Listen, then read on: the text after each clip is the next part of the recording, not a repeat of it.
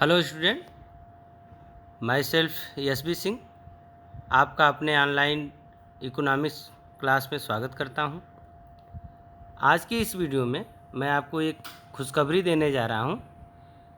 UP board द्वारा आपके पाठ्यक्रम का कुछ भाग 30% भाग कम कर दिया गया है। इसको आप यहां पे देख सकते हैं कि ये आपका 30% हिस्सा जो है कम कर दिया गया है। अब हम ये देखेंगे कि वो 30% हिस्से कौन कौन से हैं जिसको कम किया गया है।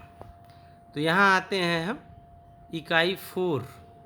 इकाई 4 में आपका सहसंबंध और सूचकांक ये दोनों कट गया है। लास्ट के चैप्टर थे, काफ़ी कठिन चैप्टर थे, जिनमें आप सांख्यिकी के शुरू से अंत तक जितना भी आपने सीखा था सभी विधियों का इसमें प्रयोग होता था। तो आपके लिए एक राहत है कि सहसंबंध और सूचकांक आपको नहीं पढ़ना है। हालांकि आप यह जानने से वंचित रह जाएंगे कि सहसंबंध और सूचकांक क्या होता है। अब इकाई 7 से भारतीय अर्थव्यवस्था के समक्ष वर्तमान चुनौतियाँ, सेकेंड बुक जो आपकी है इंडियन इकोनॉमी की, उसमें से वैकल्पिक खेती, जैविक खेती, भारत में शिक्षा क्षेत्र का विकास, आधारिक संरचना, ऊर्जा एवं स्वास्थ्य, ये तीनों आपका हटा दिया गया है। अब आपको इसमें से नहीं पढ़ना है। अब शेष जो 70% भाग आपका बचा है उसको आपको पढ़ना है। अब आप नोट डाउन कर लेंगे कि आपको पढ़ना क्या है। आपको पढ़ना है सांख्यिकी वाले पार्ट से। इसमें आपको सांख्यिकी का परिचय देखना है। परिचय में आपको अर्थशास्त्र की परिभाषा देखनी है।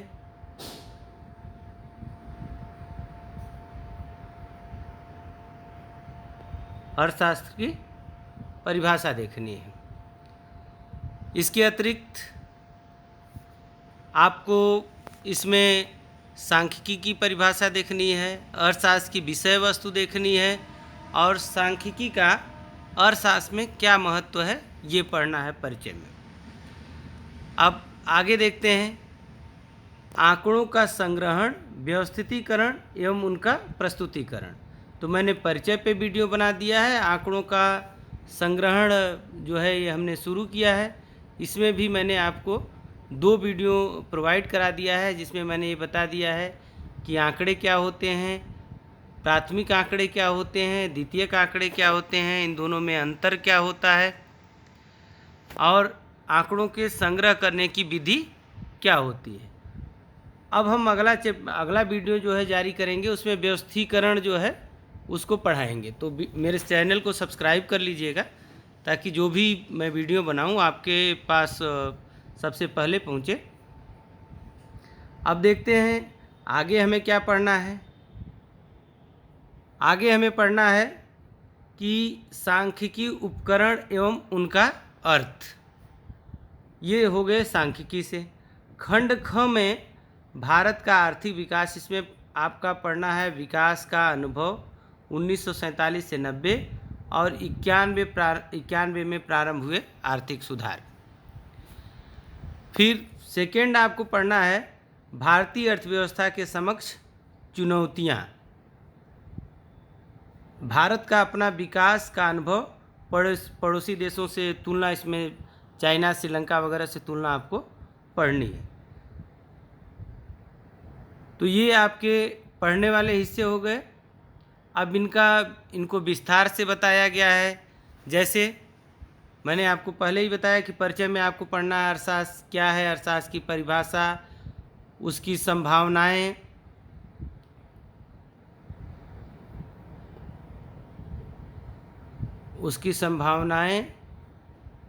कार्य एवं अर्थशास्त्र में सांख्यिकी का महत्व। इकाई 2 में आपको पढ़ना है आंकड़ों का संग्रहण, व्यवस्थीकरण एवं प्रस्तुतिकरण। तो इसमें आपको क्या क्या पढ़ना है, आंकड़ों का संग्रहण पढ़ना है। ये मैंने आपको पहले ही बता दिया कि आंकड़ों का स्रोत प्रारंभिक और द्वितीयक आंकड़े होते हैं। आधारभूत आंकड़ा किस प्रकार से एकत्र किया जाता है, निदर्शन क्या होता है यानी सैंपलिंग क्या होती है, निदर्शन और गैर निदर्शन त्रुटियाँ, रैंडम और नॉन रैंडम जो है कि एरर क्या होता है, विनिमय आंकड़ों के कुछ ये महत्वपूर्ण स्रोत हैं। भारत की और इसके अलावा भारत की जो मैक्रो लेवल की जो संगठन है उनके बारे में पढ़ना है। भारत की जनगणना यानी सेंसस ऑफ इंडिया, राष्ट्रीय प्रतिदर्श सर्वेक्षण संगठन CSO, इसके अलावा NSS National Sample Survey Organisation. तो ये हो गए आपके आंकड़ों के संग्रहण से। इसके बाद आपको पढ़ना है आंकड़ों का व्यवस्थितीकरण। व्यवस्थीकरण में आपको परिवर्तनशीलता का अर्थ एवं उनके प्रकार, बारंबारता, बंटन। आंकड़ों का प्रस्तुतिकरण में पढ़ना है आपको आंकड़ों का तालिकावार एवं आरेखीय प्रस्तुतिकरण, ज्यामिति प्रकार दंड, आरेख, वृत्त चित्र, आवृत्ति आरेख, आयत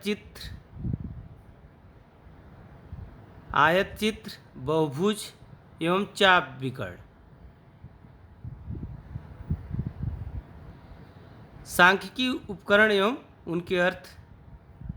इकाई 3 में आपको ये देखना है कि सांख्यिकी उपकरण एवं उनके अर्थ क्या है, जिसमें आपको 3 महत्वपूर्ण केंद्रीय प्रवृत्ति का मापन आपको पढ़ना है। वह है माध्य, माध्यिका और बहुलक, मीन, मीडियन, मोड। अब हम खंड ख में देखेंगे कि भारत के आर्थिक विकास में आपको क्या पढ़ना है। स्वतंत्रता प्राप्त की संध्या पर भारतीय अर्थव्यवस्था की स्थिति का संक्षिप्त परिचय, पंचवर्षीय योजनाओं के सामान्य लक्ष्य, कृषि की प्रमुख विशेषताएं, समस्याएं एवं नीतियां। अब अगला है 1991 से आर्थिक सुधार। 1991 से आर्थिक सुधार में आपको देखना है कि इसकी आवश्यकता क्यों पड़ी, इसकी विशेषताएं क्या हैं, उदारीकरण क्या है, वैश्वीकरण क्या है और निजीकरण क्या है। उदारीकरण, वैश्वीकरण, निजीकरण नीति का मूल्यांकन, ये आपको महत्वपूर्ण पढ़ना है। 1991 का जो आर्थिक सुधार PV नरसिम्हा राव और मनमोहन सिंह वित्त मंत्री थे उस समय लाया गया था। तो जो भारतीय अर्थव्यवस्था की एक महत्वपूर्ण घटना थी उसको आप विस्तार से पढ़ेंगे। इकाई 7 में आप पढ़ेंगे भारतीय अर्थव्यवस्था के समक्ष वर्तमान चुनौतियां क्या हैं। इसमें क्या क्या पढ़ना है, इसमें आपको पढ़ना है गरीबी पूर्ण एवं उसके सापेक्ष, गरीबी उन्मूलन के मुख्य कार्यक्रम, उनका आलोचनात्मक विश्लेषण, ग्रामीण विकास मुख्य बिंदु, साख एवं विपणन, सहकारी समिति, कृषि विविधता, मानव पूंजी, उसका निर्माण, किस प्रकार से व्यक्ति साधन बन सकते हैं, आर्थिक विकास में मानव पूंजी की भूमिका, भारत में शिक्षा के क्षेत्र का विकास। तीसरा है मानव पूंजी, उसका निर्माण, किस प्रकार से व्यक्ति साधन बन सकते हैं, आर्थिक विकास में मानव पूंजी की भूमिका। चौथा है रोजगार, औपचारिक एवं गैर औपचारिक वृद्धि एवं अन्य मुद्दे, समस्याएं एवं नीतियां, एक आलोचनात्मक विश्लेषण। पांचवा है आपका आधारिक संरचना, अर्थ एवं प्रकार, मामले का अध्ययन, समस्याएं एवं नीतियां, एक आलोचनात्मक विश्लेषण। छठा है वहनी आर्थिक विकास, अर्थ, आर्थिक विकास का संसाधनों एवं पर्यावरण पर प्रभाव, इसके ग्लोबल वार्मिंग भी सम्मिलित है। इसके उपरांत आपका है भारत का विकास का अनुभव, पड़ोसी देशों से तुलना, भारत एवं पाकिस्तान से तुलना करना है, ये हो गया आपका। भारत एवं चीन से करना है। और जिस मुद्दों पे तुलना करना है वो है विकास, जनसंख्या, क्षेत्रवार विकास एवं अन्य विकास के संकेतक। ये हो गए आपके क्लास 11 अर्थशास्त्र का संशोधित सिलेबस। इसमें मैंने आपको बताया कि कौन सा पार्ट आपका हटाया गया है सिलेबस से और क्या क्या क्या यथावत रखा गया है। तो इसके अनुरूप ही आप पढ़ाई करेंगे, क्योंकि ये आपके सामने विकट परिस्थिति आ गई है कोरोना काल की। इसमें आपके क्लासेज वगैरह चल नहीं रहे हैं। ऑनलाइन क्लास ही एकमात्र आपका सहारा है। तो इसमें आप पाठ्यक्रम को देख करके जितना पाठ्यक्रम है उसके हिसाब से ही तैयारी करेंगे, ताकि परीक्षा में आप अच्छे नंबरों से सफल हो सकें। मेरी शुभकामनाएं हैं आपके साथ। धन्यवाद।